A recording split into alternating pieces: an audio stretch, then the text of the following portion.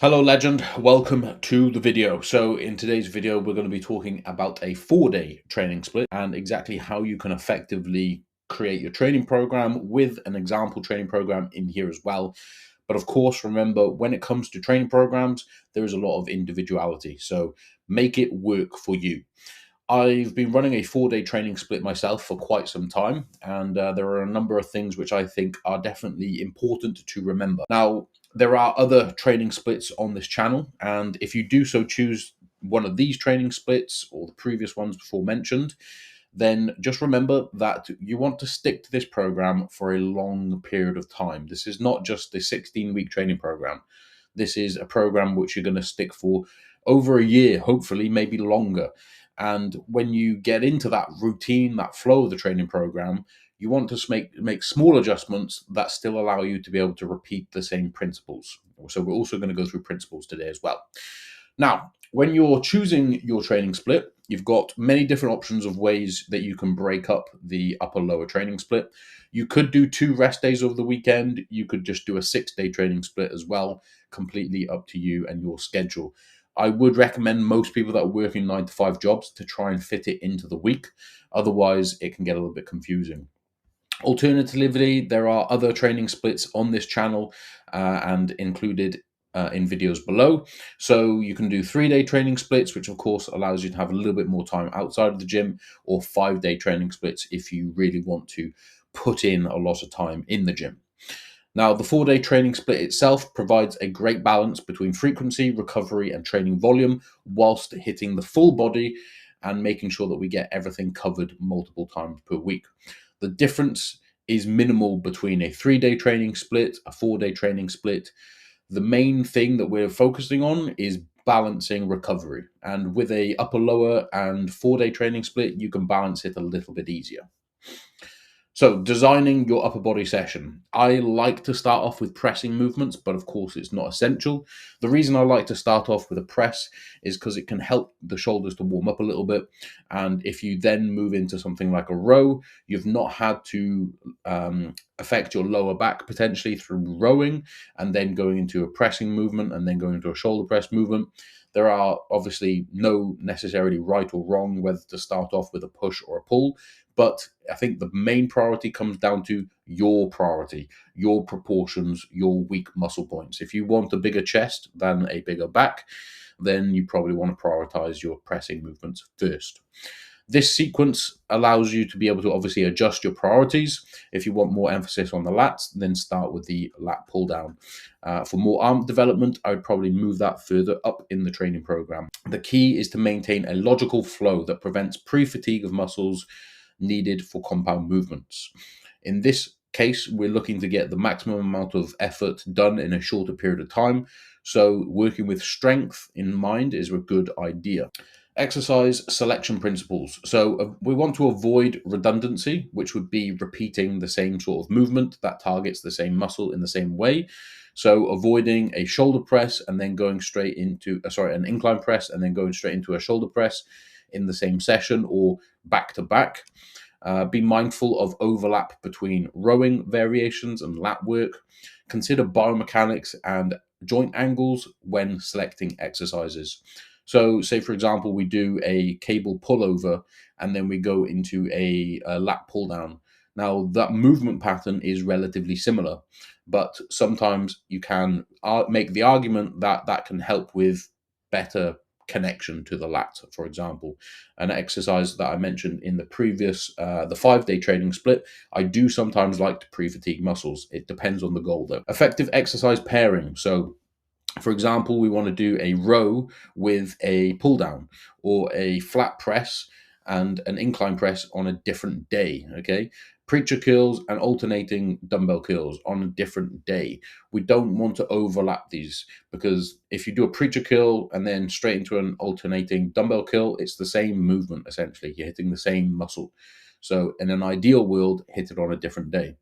Understand biomechanics and the anatomy helps prevent redundant exercises. For example, an incline press already trains the front delts significantly. So making a shoulder press in the same session or close to that exercise can be largely redundant, again, depending on the goal. So when it comes to lower body, we want to prioritize potentially the mirror muscle, which is the quad. But similarly, you might want to prioritize the hamstrings. So how would we do that? If we're prioritizing the quad focused day, we could do a nice exercise like a hack squat variation, or a squat variation, in this case, the hack squat, leg extensions as the isolation, and then potentially a seated hamstring curl, so that we still get some forms of hamstring training in there, but the priority is the first two exercises. And then potentially finishing with some adductors, glutes, and calves, the accessory movements that maybe don't get trained as much.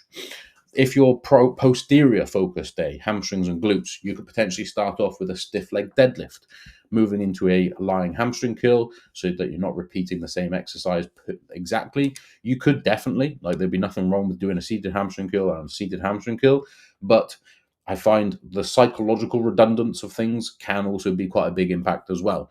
So if you're thinking, oh, I've already done this exercise this week, you might not put in as much effort. Then hitting a bit of quad work with a leg press or leg extension, depending on how much you recover. If you are slow to recover, what would you do? Well, you're not going to do a leg press because it takes a lot more to recover from. So you would opt for the leg extension.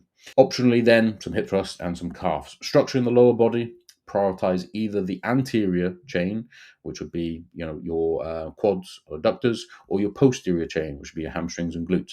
And that will provide a good maintenance volume for the other muscle groups as well. So the week exercise distribution: upper on Monday. Who doesn't like to hit chest and back on a Monday? Tuesday, the anterior leg session. Rest on the Wednesday. Thursday, the posterior. The second upper body session with maybe some incline work as opposed to flat, with maybe some different variations of rows. And then the posterior chain at the end, the leg session, then 2 rest days over the weekend potentially. This week allows you to distribute and ensure muscle groups get it trained twice per week, but with a different amount of angles, but preventing redundancy and not allowing for recovery. So the Monday breakdown session. What have we got? We've got flat press or dumbbell press, whichever you prefer, in the 6 to 8 rep range. We then move into a chest supported row using grips and angles that allow you to be able to take the lat through nice full range of motion. Waist height cable lateral raise, one of my favorites for the lateral delt. Lat pull down or weighted pull up, and then moving into triceps with biceps at the end. Okay. We've got one set potentially on triceps because we're also doing some pressing work over here as well, which are going to hit the triceps a little bit as well. Now, if you're only doing one set of triceps in this workout, then in the second upper body, we might as well opt for 2. And then 2 biceps in this one, and then 1 bicep in the second upper body session. That way we're balancing a bit of volume across the week. So that's the upper body session. Nice and easy. The full workout will be in the comment section below, so if you want to copy and paste that, you can do. Lower A, we would then start off with a bit of pre-exhausting. Now, the reason behind this is not just to pre-exhaust the muscle, it's also to warm up the knee joint so that the subsequent compound movements have less injury risk. But if you are fully focusing on strength and you're thinking, I don't want to pre-exhaust this muscle at all, I would probably suggest still doing some form of a machine warm-up, but you could also do like something like a bike to make sure that your knees are warmed up. However, I think this is beneficial because you're not going to have to use as much load on the hack squat, which has its pros and has its cons. But for the most part, I feel like if you can get more bang out of less weight, it's probably not going to be the worst idea. Seated hamstring curl, adduction machine, and then the standing calf raise. Okay, so this is the quad focused lower body session. Max effort. Of course, Wednesday would then be the rest day, but don't let this rest day be a day that you're just limiting yourself to sitting on the sofa all day.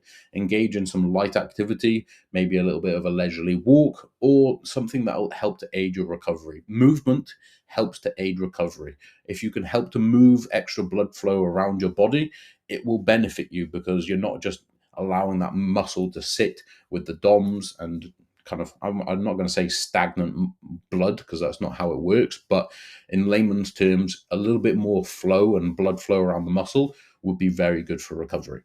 Okay, moving into the second upper body session of the week. We're going to be starting off on an incline press this time, either machine, dumbbell, or barbell would absolutely be fine, but we started off on a flat, so this time we're going to start off on an incline. Then we move into a chest supported row, a different variation to the previous one. A lot of people like the horizontal plate loaded row, and then maybe like a low row or a high row, but find a different angle or grip that helps with a slightly different area of your back. Of course, any row is going to be hitting all areas of your back, but in terms of priority of grips, it can change it a little bit. If you supinate your arms, you're going to be potentially helping to recruit a little bit more bicep in there. Or if you go a little bit higher out, you can potentially hit a little bit more rhomboids and rear delts. It's up to you and your priority areas. Lateral raise variations, then you could do a machine lateral raise or a dumbbell lateral raise or even a cable lateral raise from a slightly different angle. All still good options in there.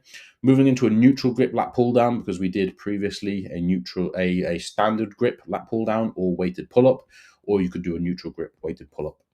Then we've got 1 to 2 for the triceps and then 2 for biceps. Okay, so I said previously you could do 1 and then maybe 2 this time. It really depends on your priority areas, but we are doing some pressing and pulling beforehand, so the biceps and triceps will get some work.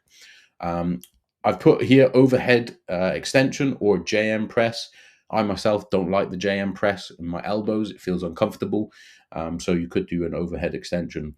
Now you'll remember we did some form of just a preacher curl or alternating dumbbell curl before. Now we're doing a behind the body curl. And the reason for this is we're hitting it in the lengthened range. Preacher curls, dumbbell curls, they'll hit a lot of that in the shortened range. So again, instead of getting that risk of redundancy, we are training it in different lengthened ranges. Okay, moving into the second lower body session. We're starting off with hamstrings as opposed to quads before, and then we move into the RDL or the stiff leg deadlift. My preference would be RDL, but it's completely up to you. Following that with a leg press or leg extension, depending on fatigue, DOF. If you were high levels of fatigue, then leg extension is going to be your next option. I've moved calves straight after leg press just because of convenience. You can just superset these two, do a leg press into a calf press, and then finishing off with glutes. That way, nice little balance between the quads and the glutes and some good convenience in there as well. So this training session on the Friday shouldn't last too long, as there's not a whole lot of volume and you can probably move around the gym relatively quickly after that session. So volume and intensity guidelines. Now, I would say that the recommended volume for most of these exercises is in the 1 to 3 rep range. And as long as you're training with good intensity, that will be plenty sufficient. Total week sets per muscle group, we're looking at 4 to 6, which is on the low end, but we're going to be making a lot of high intensity training in that time, and your body will have time to adapt and recover from it a lot more effectively. So an example here is 2 sets of flat press, 2 sets of incline press, that's 4 for the week. And this is enough to actually progress on. This is not just maintenance volume, as long as we are pushing things hard enough. Intensity progressions. So starting off with 1 to 2 reps in reserve, or 8 to 9 RPE, and then progress with 0 to 1 RPE at the end of the block, or a 8.5 to 9 RPE at the end of the block. Training isolation exercises close to failure. Okay, isolations a lot less risk. Compounds obviously more risk. Isolations safer. Let's go all in on the isolations where it's safe. Train exercises later in the session closer to failure as well. So the isolations generally tend to be towards the end of the session, but seeing as you're mainly prioritizing strength at the beginning, once we've done all that work, we can really rinse all we've got in those last few session exercises. Volume needs are higher in volume needs are highly individual, but most trainees will respond well to 1 to 3 sets per exercise, with a focus on quality over quantity. Intensity should progress throughout a training block, with compound movements typically slightly further from failure than isolations, just because they are not as safe. Execution and tempo. So we always want to control the weight. Focus on controlling throughout the whole range of motion and do not suddenly change directions. Stabilize range of motion. Use consistent range of motion for every rep and set for the week to ensure accurate progression. Tempo guidance. So ideally 3-2-1, 3-1-2 would be good. And less important with good control, aim for 1 to 2 seconds in each phase for proper technique. So you're not just bouncing straight from the eccentric into the concentric, as that's going to put a lot more wear and tear on tendons and ligaments. Rather than focus on specific tempo numbers, prioritize what the movement looks and feels like. Good control and consistent range of motion are more important than counting seconds during each phase of a lift. It's very difficult also to be counting the tempos as well as the reps, as well as the sets. So just try and make it easier for yourself. Overcomplicating it often leads to less likelihood of sticking to it. Okay. Common programming mistakes. So excessive volume is often something which leads into more time, obviously, in the gym. If you're constantly adding more volume, your sessions are going to get longer and longer. And it's also important to remember that you can get effective training done in 1 to 3 sets. All you need to do is make sure that you're prioritizing quantity over quality. Ego-driven training. We want to prioritizing impressive weights, often weights over proper. Ego-driven training. Prioritizing impressive weights over proper executed exercises can lead to injuries. Very common to get niggles in the elbows when ego pressing. Redundant exercise selection. Avoid exercises that train the same muscle in the same way. Incline press with a shoulder press in the same session or close to next to each other. Overcomplicating the process. Design a program and stick to it. Make it straightforward. Use these fundamentals rather than going and getting lost in minor details. Many trainees make programming more complicated than necessary. Follow these principles will help you to avoid common pitfalls whilst ensuring consistent progress. The key takeaways for today. A 4-day training split, upper lower, is an excellent training split for most individuals, whether you're beginner, intermediate, or advanced. Balance frequency, recovery, and training volume in order to make it effective for you. Follow a logical exercise sequence: pressing, pulling, shoulders, arms. Nice, make it simple. Avoid redundant exercise selection. Understand biomechanics and prevent training the same muscle in the same way. Don't do a pull-up, then do a lat pull-down, then do a pullover. Keep volume moderate and intensity progressive. 1 to 3 sets per exercise, intensity increasing throughout the training block. Focus on execution over specific tempo prescriptions. Control the weight and prioritize range of motion to consistently make progress. Ladies and gents, if you enjoyed this video and you want to see more videos like this, consider subscribing or checking out my school platform. There is this and a whole host of other free materials on there as well, where you can find out everything that you need to know about nutrition, training, etc. There is a free section, there is a paid section, just to let you know, so there's full transparency, but there is a library of free stuff that you can just make the most of and then get out of there if you want to. Thank you so much for watching. I hope your training goes well, and make sure that you recover properly. Make sure that you eat your protein, sleep well, be nice to people, and I will see you in the next video.